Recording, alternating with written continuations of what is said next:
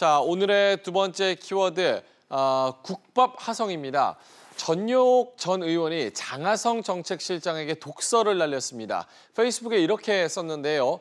연예계에서 억대 출연료를 받고 흥행 못 시키는 배우를 국밥 누구누구다라고 하는데 장하성 실장도 나라 말아먹고 국밥 하성이 될 겁니다. 이렇게 페이스북에 글을 썼어요. 예, 요즘 연일 장하성 청와대 정책실장이 뉴스의 도마 위에 올라 있습니다. 이런 가운데 한국당 국회의원 출신이죠.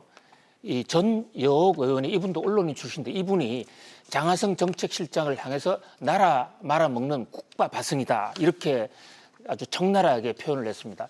이 국밥 연예인이라는 것은 이름이 과대 포장이 돼서 출연료만 많이 먹으면서 시청률은 못 올리는 이런 사람들을 주로 얘기한다고 그래요. 그런데 빗대서 장하성 정책실장은 그동안 너무 능력이 과대평가됐다.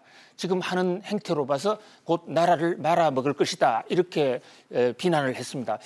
그런데 이 참 안타까운 일이에요. 참 이 장하성 학장은 학계에 계실 때 참 존경받는 경영학자였습니다.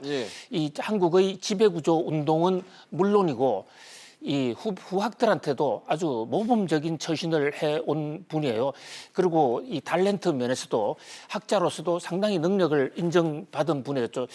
그런데 이 최근에 소득주도 성장과 관련해서 몇 가지 엇박자가 나면서 좀 코너에 몰려있는 이런 형국인데 그렇다고 해서 이 경영학이나 경제학의 세계를 모르는 한 정치인이 이렇게 청와대 정책실장과 한국에서 존경받는 학자를 해서 국밥 하성이니 이런 식으로 이 모멸적인 용어를 날리는 것은 좀 한번 생각해 봐야 될 것으로 보입니다. 장하성 학장은 그동안 장하성 이 정책실장은 그동안 언론에 충분하게 본인이 어떤 정책을 갖고 있는지 어떤 소신을 갖고 있는지 설명할 그런 장을 갖지를 못했어요. 단편적으로 한두 편 나오다 보니까 그런 면에서 어떤 부정적인 측면만 강하게 묘사된 것이 아닌가 싶습니다. 그런 면에서 한 가지 건의를 드린다면 장하성 정책실장은 단편적인 얘기는 가급적이면 그런 일회성 기자회견은 삼가하는 게 좋지 않겠느냐. 오히려 할 말이 있으면 청와대 기자들을 대상으로 전체적으로 종합적으로 얘기를 하고 또는 야당이나 제약자들과 모여서 주제별로 끝장 토론을 하는 방식으로 해서 본인의 소신을 정확하게 설명하는 것이 매우 중요하다고 하겠습니다.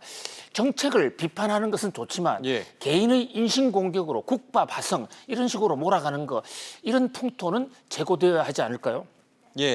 이 장하성 실장이 아직 소득주도 성장이 평가받기에는 너무 이르다 이런 얘기를 내놨습니다. 하지만 야당의 반발, 경제정책에 대한 반발은 계속 거센 상황입니다. 세 번째 키워드입니다. 보시죠.